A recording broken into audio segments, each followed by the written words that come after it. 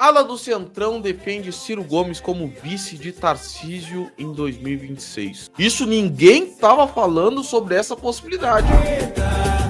Se prepara, vai começar o Tarja Preta. Ciro foi ao evento do PP e do União Brasil. O plano do Centrão é apoiá-lo no Ceará e depois lançá-lo a vice de Tarcísio pelo União Brasil, para dar mais força ao governador paulista no Nordeste. Integrantes do Centrão passaram a defender a chapa Tarcísio para a chapa presidencial em 2026. Atualmente, Ciro Gomes está afiliado ao partido de centro-esquerda, o PDT, partido da base aliada do presidente Lula e que comanda o Ministério da Previdência Social. Só para lembrar para vocês, o Ministério da Previdência Social era coordenado por Carlos Lupe, meu conterrâneo do Rio Grande do Sul. Carlos Lupe, que foi envolvido no escândalo do INSS, no roubo do INSS, na bandidagem do INSS. Eu tenho pavor quando o pessoal fala, no escândalo. Não é escândalo, é roubo, é bandidagem.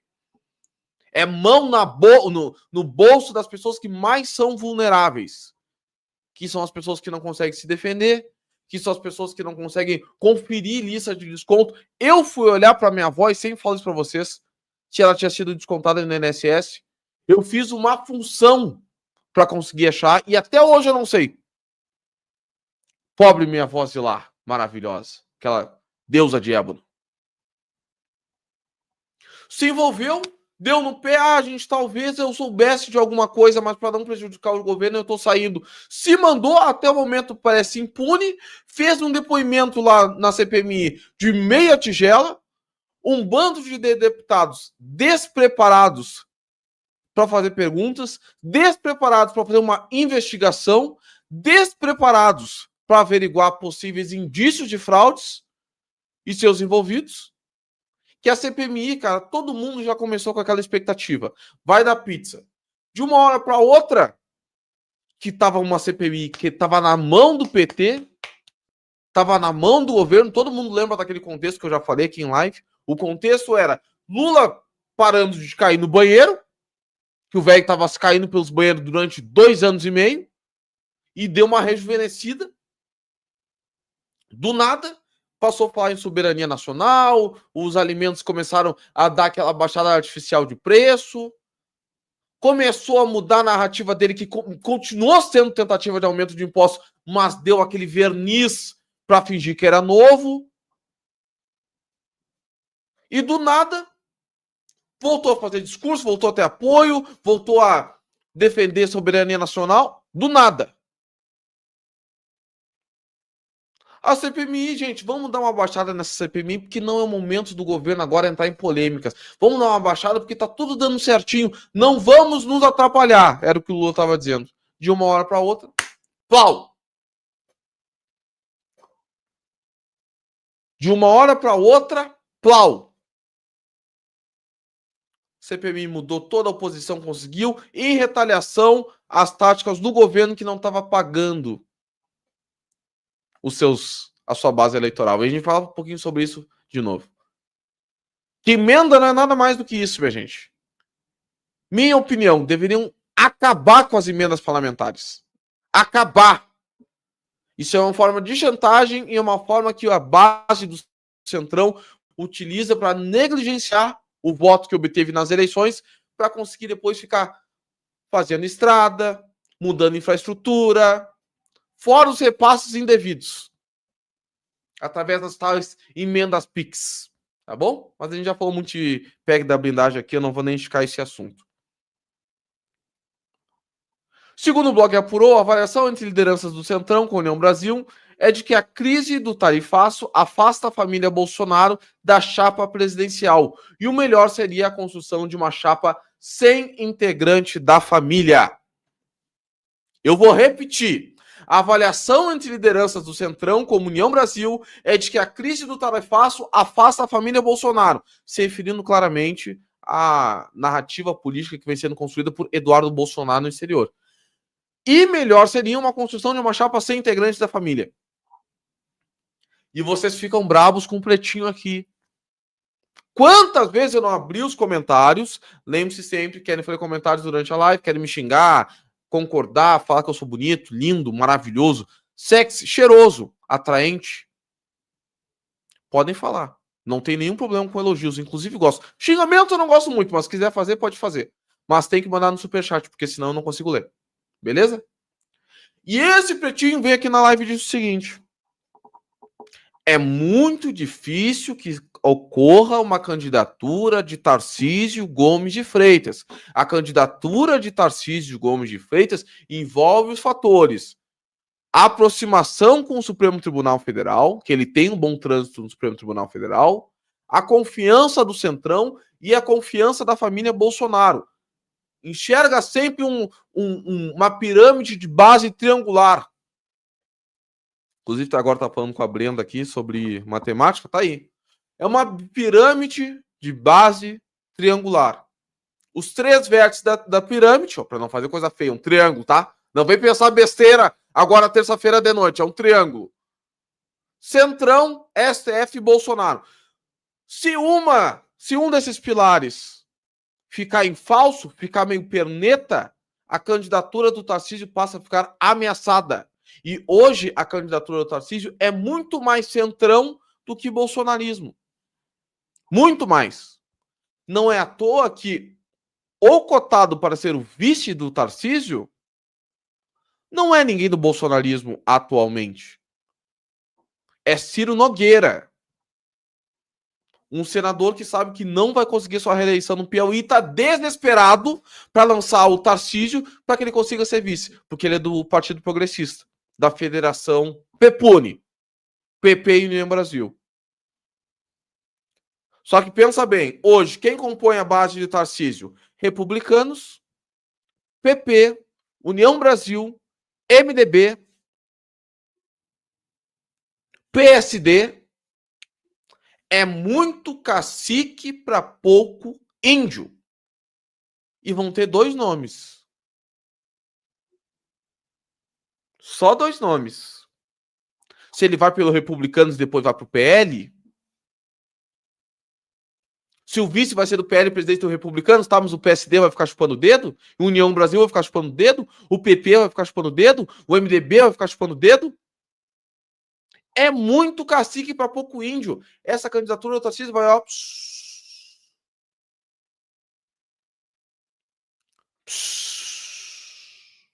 Então, para a galera que fala, precisamos unir a direita, não vai acontecer. Desculpa eu ser o emissor da notícia ruim. Desculpa, pode até ficar bravo comigo. Jota, tu não sabe de nada. Daí começa, né? Anota. Pode anotar e me cobra lá na frente.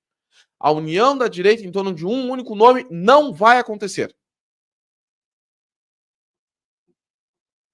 Ponto. Se acontecer, eu dou o meu salário integral para qualquer instituição bacana. Depois a gente combina e vê uma instituição bacana que faz um trabalho sério, eu dou o meu salário. 1 mês de salário. Vai ter outro candidato à direita. Beleza? Vamos só concluir esse pedacinho aqui. Parará. E sem contar que uma das condições que o Tarcísio tinha colocado para ser candidato à presidência era a possibilidade real de uma vitória. Hoje não existe. Hoje o Lula está reeleito, com o pé nas costas. Já falei para vocês os motivos pelos quais acredito nisso. Isenção de imposto de renda, quem ganha até 5 mil reais. Luz para Todos voltando com tudo, com desconto de luz. Não é Luz para Todos. Luz para Todos é o programa dele antigo, né? Nem sei qual foi o programa que ele deu, o nome pro programa que ele deu, mas que vai beneficiar mais de 60 milhões de brasileiros no desconto da conta de luz. O auxílio gás, o Vale Gás. Hoje, Lula está reeleito. Que realidade terrível. Ok, então nós que não concordamos com Lula, quem concorda e está aqui na live, tudo bem. Eu particularmente não concordo, mas quem está aqui sabe que vai ter uma análise imparcial, uma análise séria, baseada em fatos e evidências. Eu nunca escondi para ninguém. Eu não gosto do Lula. Todo mundo sabe disso. Mas a análise é de qualidade e a análise é imparcial. Querem mudar a realidade? Sentem e conversem, seriamente. Hoje a realidade é uma só. Lula está caminhando para sua reeleição. E agora ele vai abrir mão de uma reeleição certa em São Paulo para se aventurar e concorrer contra um presidente que está quase reeleito. Eu tava vendo hoje uma propaganda do Ratinho Júnior, que é outro cara que tá sendo cotado por aí pra ser presidenciável, né? Eu vou mostrar pra você dessa propaganda, tá? Eu não ia, mas eu vou mostrar. Eu vou fazer questão de mostrar. Por isso que eu gosto de fazer live conversando, que daí eu vou lembrando e vou mostrando pra vocês. Alô, Dudu? Eu sou o Carlos Massa Ratinho Júnior. E sim, eu sou o filho do Ratinho. Eu nasci em Jandaia do Sul, no Paraná, há 44 anos. E como bom pé vermelho, meu pai foi na frente da gente para Curitiba, para tentar uma vida melhor para nós. Depois, eu fui com a minha mãe para nossa capital. E graças a Deus, com muito trabalho, esforço, deu tudo certo. Não foi fácil pra gente. Eu sei o que é trabalhar desde cedo e digo isso com muito orgulho. Ajudava meu pai como sonoplasta de uma pequena rádio que nós tínhamos. O tempo passou, a gente progrediu, estudei marketing, propaganda, direito do Estado e fiz especializações no exterior. Liderei as empresas que criamos com meu pai. Entrei na política para fazer a diferença, pois sempre via os mesmos sobrenomes, prometendo as mesmas coisas e nada saía do papel. Entrei para mudar isso. E foi assim que eu fui eleito deputado estadual, Tira, Dudu, tira. depois deputado federal mais votado da história. Tira, Dudu! E então eleito governador do Paraná em 2018. Tira, Dudu! De lá pra cá, muita coisa mudou no nosso... Ótimo governador. Ótimo governador. Mas tem um carisma de uma samambaia. É esse o nome aí que vocês vão colocar para debater contra um cara que fala picanha, cerveja, cachaça, picanha, cerveja de graça, luz de graça, olha o gás, olha o gás. Vou plantar uma jabuticaba aqui para comer com Trump. Querendo ou não, pessoal, comunicação política, e essa é uma coisa que eu sei o que eu estou falando. Aquilo que eu não sei, eu falo para vocês. Eu não sei nada de signo, eu sou muito ruim na cozinha, carro, eu sou uma negação. O que eu não sei, eu falo para vocês com a maior naturalidade. Maior naturalidade. Aquilo que eu sei, eu falo com propriedade. Eu não venho falar, ele é arrogante. Não. Confiante. Diferente. Trabalhei muito para saber essas coisas. Muito. Comunicação política eu sei. E eu sei o que o brasileiro quer. Não é um cara dizendo, eu trabalhei com sono o cacete a 4. Se botar um picolé de chuchu para competir contra um senhor que sabe falar a língua do povo, a direita tá ferrada. Ferrada. Nem disputa. Nem disputa. Isso que o Tarcísio não é dos mais simpáticos. É um bom governador, mas não é dos mais simpáticos.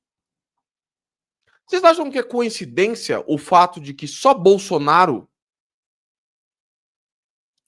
Vocês acham que é coincidência o fato de que só Bolsonaro conseguiu enfrentar Lula? Era o Haddad! Só um pouquinho. Só um pouquinho. O Haddad não existiu em 2018. Bota pra nós, Dudu, aquela foto só pro pessoal lembrar que era o Haddad e a máscara do Lula na frente. Sabe aquela foto? Senão eu pego aqui pra ti. Sabe aquela foto? Bota aquela foto pra nós. Bota aquela foto pra nós, por favor. O Haddad não concorreu, gente. Tal como Dilma 2010 não concorreu, que eu sempre brinco aqui com vocês, que na verdade aquele sim foi o terceiro mandato do Lula.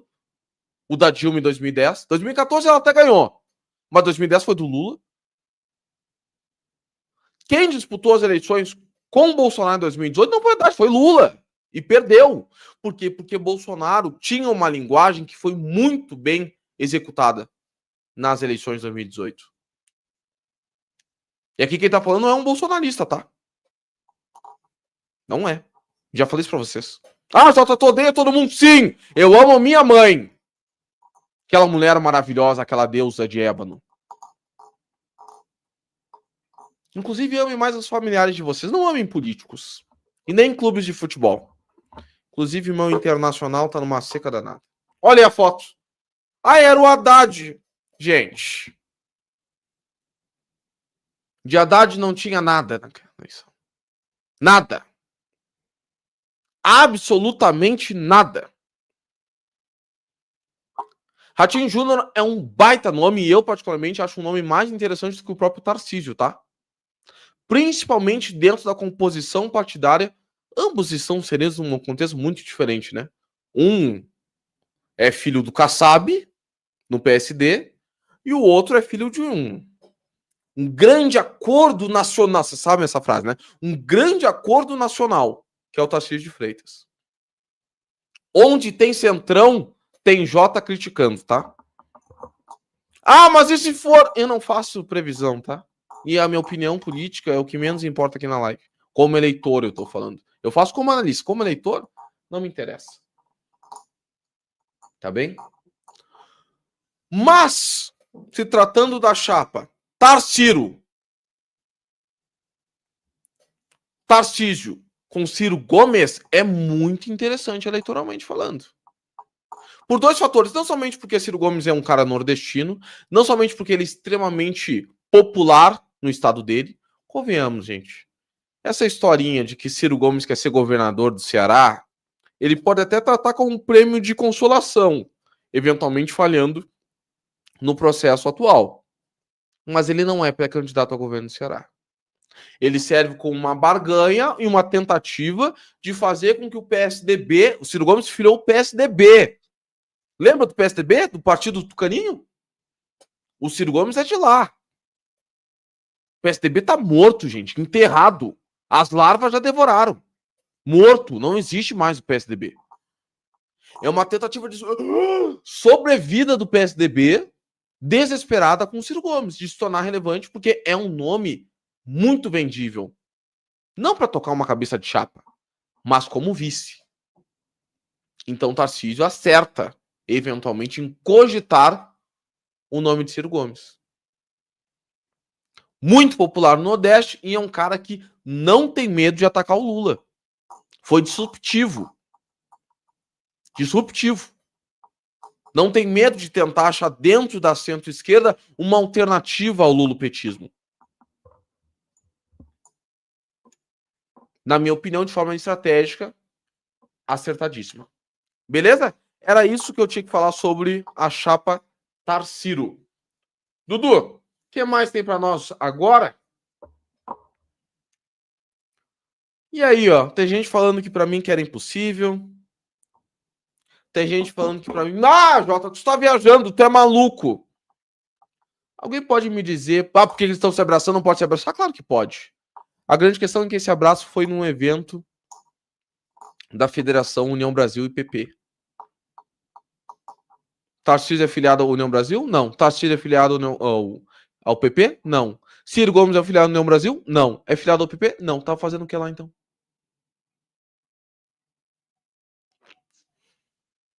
Tu não tem mais idade, toma vergonha na tua cara.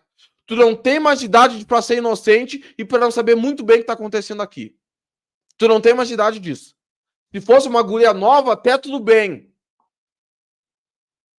Mas todo mundo aqui não tem mais criança. A gente sabe muito bem o que tá acontecendo aqui. Próximo assunto, Dudu.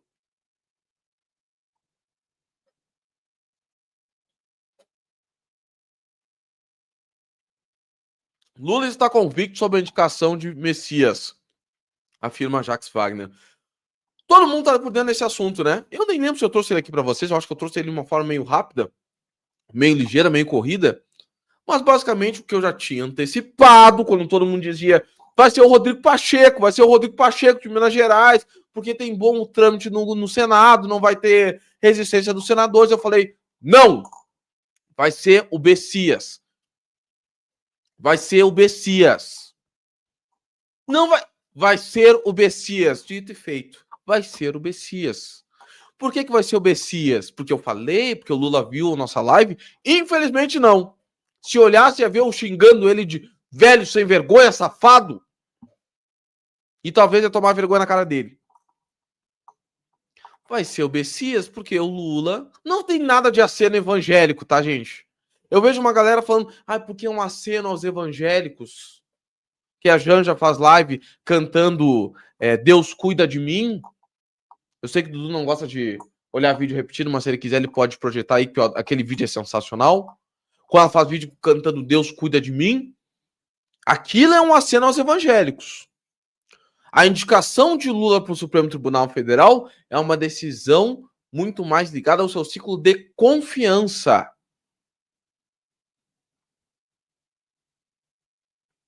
Infelizmente, hoje a indicação para o Supremo Tribunal Federal, ela não envolve mais competência, ela não envolve mais notório saber, ela não envolve mais trajetória, histórico, não.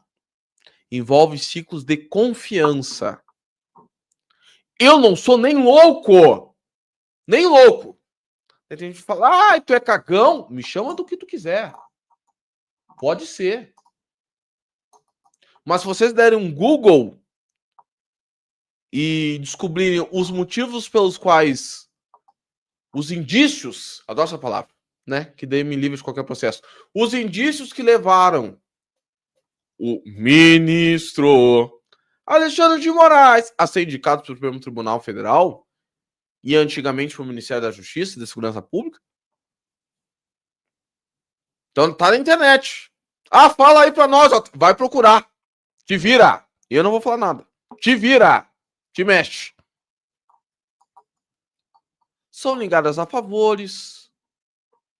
São ligadas a barganhas, a conversas, a diálogos, cujo notório saber e a defesa da Constituição passam longe de ser a principal intuição. E a indicação do Bessias não é diferente. A indicação do Bessias envolve um ciclo de confiança pessoal. Total. Cabe ressaltar que o Bessias era o cara que participou de um processo de tentativa de blindagem, adoro essa palavra, né? A gente está discutindo bastante.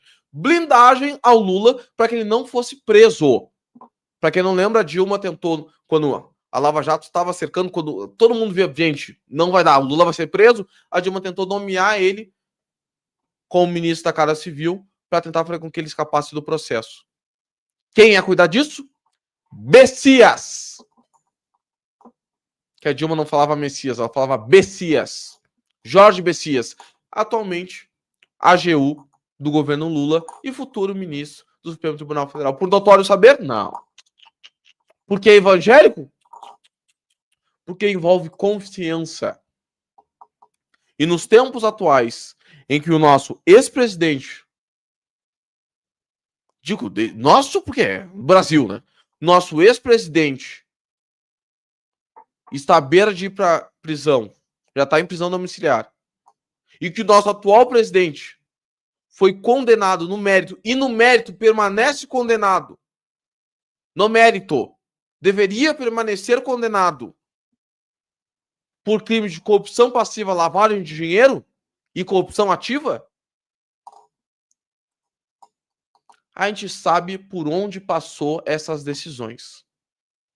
Onde passaram. Deus o livre, odeio errar português, concordância verbal. Sempre importante. Estudem. Por onde passaram essas decisões? Pelo Supremo Tribunal Federal. Portanto, cada vez mais o Supremo vai virar um clube do Bolinha. Ministra negra no STF pela representatividade, que nem bota. Ministra negra, queremos uma mulher, porque em tantos bilhões de anos só 3 mulheres. Foda-se! Foda-se! Não interessa a pauta identitária. Porque os identitários, negros, mulheres, gays, sempre esse público Lula já tem, ele sabe disso. Ele quer um público diferente. Esse público Lula pode cagar na cabeça deles como caga, mas durante as eleições o voto vai estar depositado na urna. Todo mundo sabe disso, que ali não tem cobrança. Que ali é um ciclo de apoio quase por osmose. Se o Lula ficar parado... Deixa eu ver a cadeira aqui que eu me compliquei. Ele recebe o voto dessa gente. Parado. Não precisa fazer nenhuma movimentação para agradar essa galera. Então a tentativa dele é de blindar-se num ministério que brevemente ele vai eleger 11 ministros. 11 ministros. Um time de futebol. O Lula já vai ter eleito somando todos os seus mandatos. Ai. E daí a gente olha para exemplos internacionais e a gente percebe cada vez mais que... Não estou dizendo que esse é o objetivo do Lula. Jamais falaria isso. Jamais. Mas se tu olhares para todos os regimes de governos cujo presidente Lula apoia, todos eles têm uma coincidência. Você sabe qual é? Bota aqui nos comentários.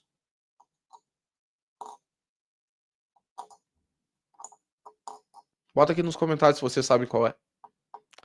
Qual é a coincidência que existe entre o governo Lula e de governos que ele mantém amizade de caráter ditatorial? Vocês conseguem me dizer qual é?